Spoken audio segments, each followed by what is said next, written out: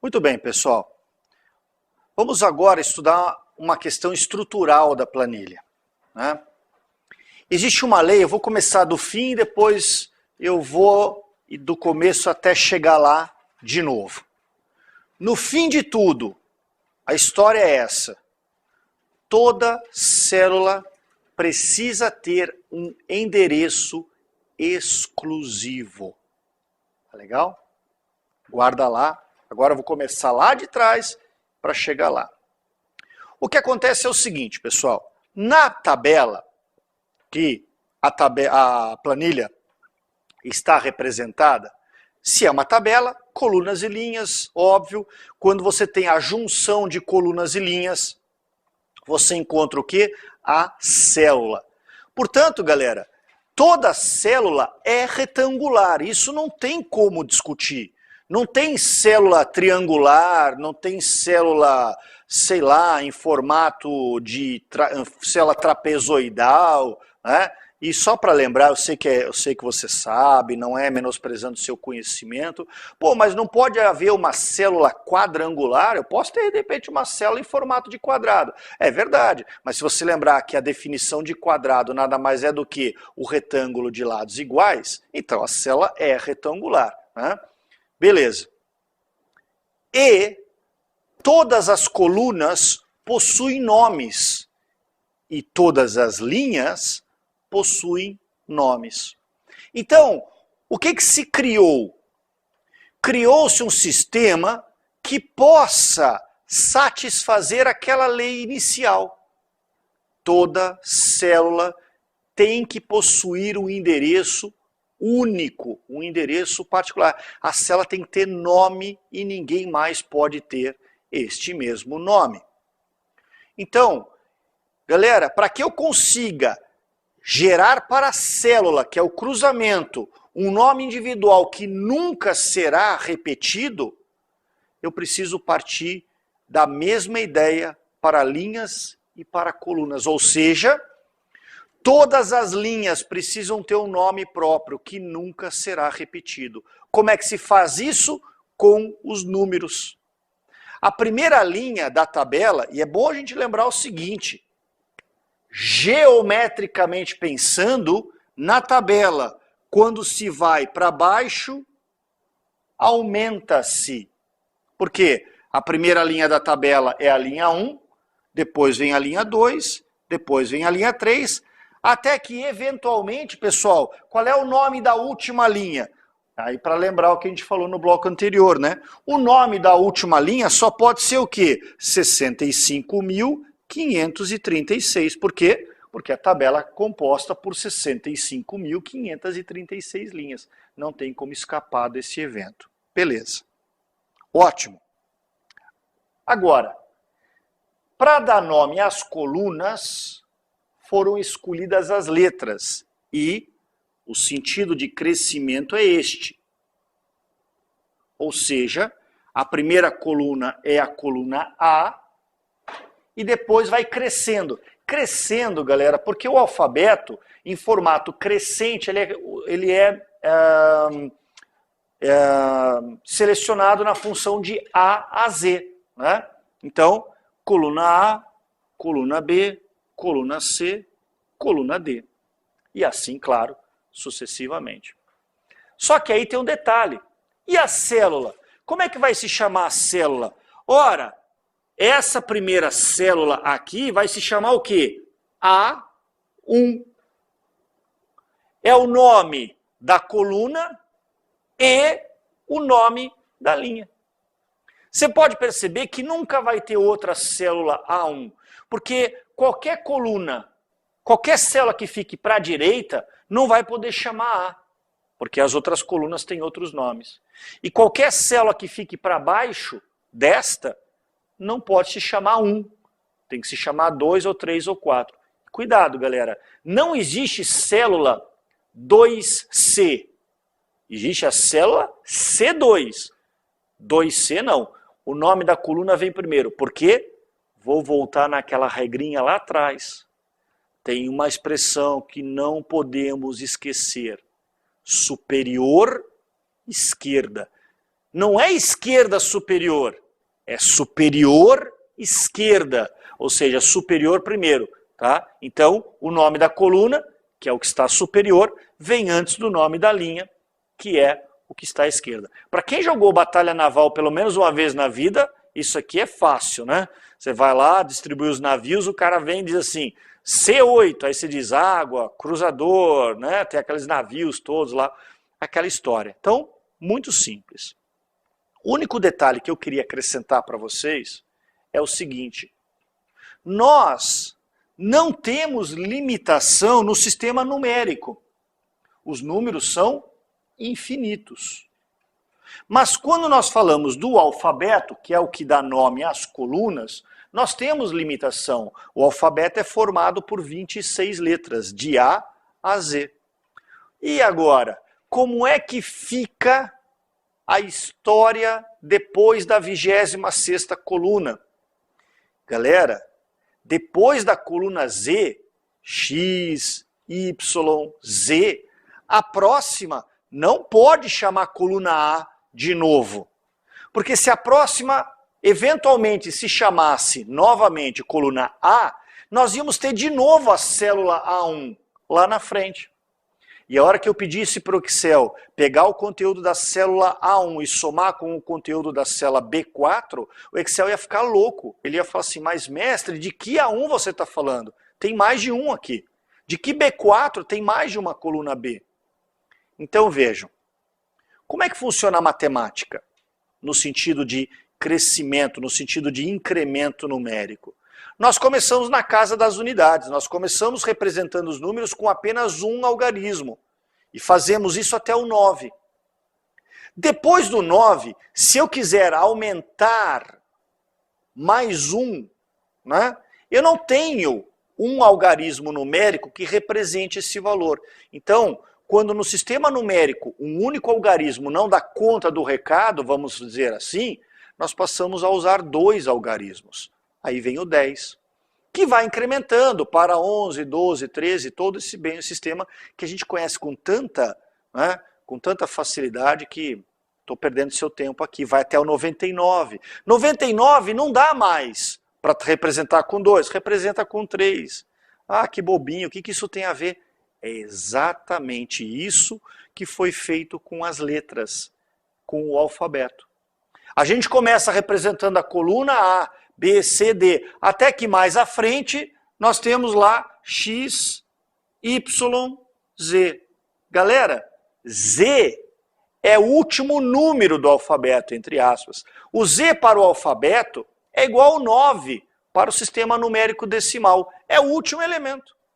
E se depois do último elemento eu quiser acrescentar novas quantidades, não dá para representar mais com 1. Depois do 9 tem que vir o 10.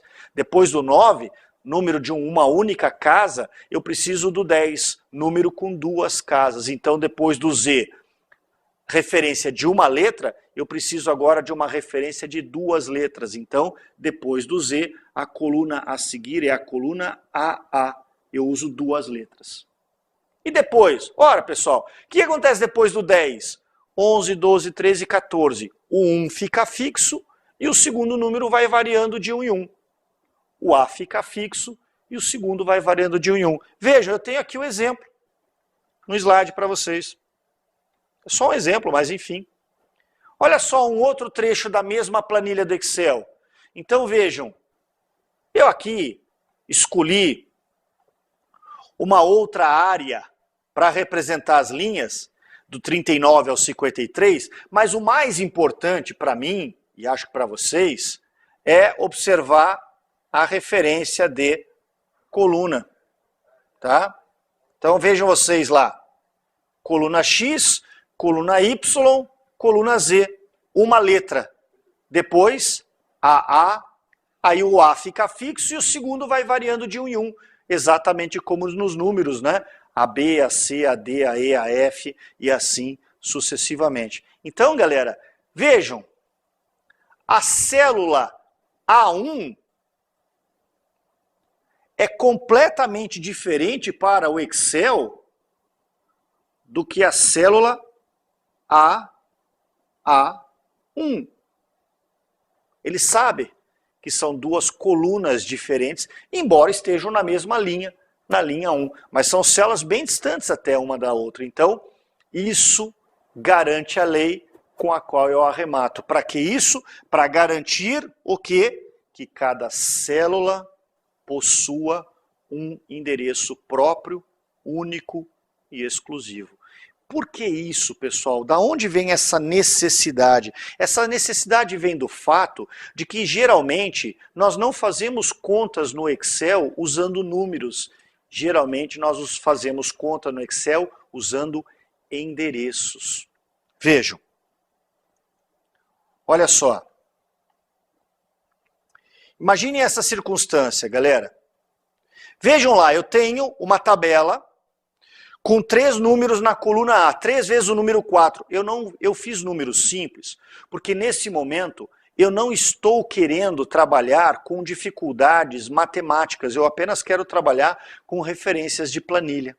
Veja então, A1, A2 e A3, as 3 primeiras células da coluna A estão preenchidas com o número 4. Na célula A4, logo abaixo, vejam lá o que eu fiz. Eu ditei o igual e depois eu coloquei A1 mais A2 mais A3.